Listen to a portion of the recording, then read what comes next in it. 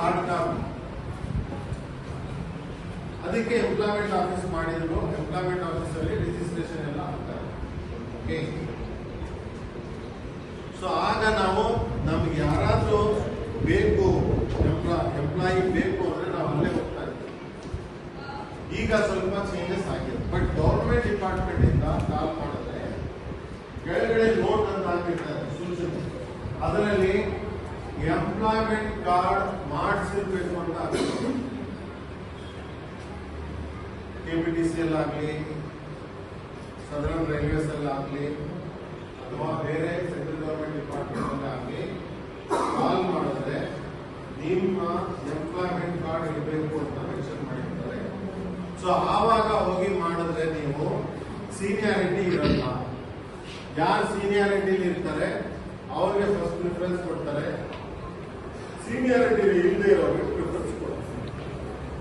So ಇದೆಲ್ಲ facilities ಇದೆ. ಅದರಿಂದ ನೀವು ಎಂಪ್ಲಾಯ್ಮೆಂಟ್ ಕಾರ್ಡ್ ನೀವೇ ಹೋಗಿ ಮಾಡಿಸ್ಬೇಕಾಗಿತ್ತು ಕ್ಯೂನಲ್ಲಿ ನಿಂತ್ಕೊಂಡು. ಇವಾಗ ಎಂಪ್ಲಾಯ್ಮೆಂಟ್ ಆಫೀಸ್ ಇಂದ ಅವರೇ ಬಂದಿದ್ದಾರೆ, ನಿಮ್ಗೆ ನಾವು ಎನ್ರೋಲ್ ಮಾಡ್ತೀವಿ. ಸೊ ಅದರಿಂದ ನೀವು ತುಂಬಾ ಏನು ಲಕ್ಕಿ ಪೀಪಲ್. ಮೊದಲು ನಾವು ಹೋಗಿ ಕ್ಯೂನಲ್ಲಿ ನಿಂತ್ಕೊಂಡು ನಾನು ಮಾಡಿಸಿದ್ದೀನಿ.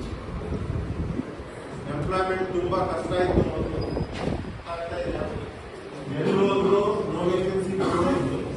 ಈಗ ಎಲ್ಲೋದ್ರು ಇವ್ರು ಬೇಕಾಗಿದ್ದಾರೆ, ಅವ್ರು ಬೇಕಾಗಿದ್ದಾರೆ ಅಂತ ಬೋರ್ಡ್ ಹಾಕಿರ್ತಾರೆ ಫ್ಯಾಕ್ಟ್ರಿಗಳಲ್ಲಿ. ಕೆಲಸ ಮಾಡೋರಿಲ್ಲ. ಈಗ ಕರೆಕ್ಟ್ ಆಗಿ ಕೆಲಸ ಮಾಡೋರು ಸಿಕ್ಕಿದ್ರೆ ಎಲ್ಲಾ ಕಡೆ ಕೆಲಸ ಇದೆ. ಕೆಲಸ ಕಲಿಯದೇ ಇದ್ರೆ ನಿಮ್ಗೆ ಕೆಲಸ ಸಿಗಲ್ಲ. ಕರೆಕ್ಟೇ? ಸೊ ಅದರಿಂದ ಎಂಪ್ಲಾಯ್ಮೆಂಟ್ ಕಾರ್ಡ್ ಈಗ ಸೀನಿಯರ್ಸ್ ನಾವು ಮಾಡಿಸ್ತಾ ಇದ್ದೀವಿ. ಅವ್ರು ಬೇಸ್ಡ್ ಆನ್ SLC ರಿಜಿಸ್ಟರ್ ಮಾಡ್ಕೊತಾರೆ.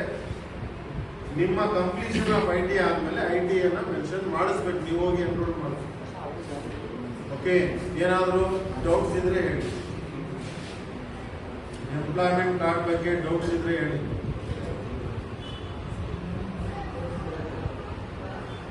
ಏನಾದ್ರು ಕ್ವಶನ್ ಇದ್ರೆ ಹೇಳಿ.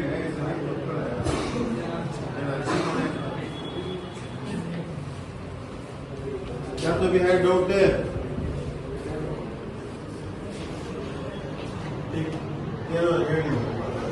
Now invite Mr. Adarsh. He will take it. Mr. Adarsh sir, from Employers Office, please welcome.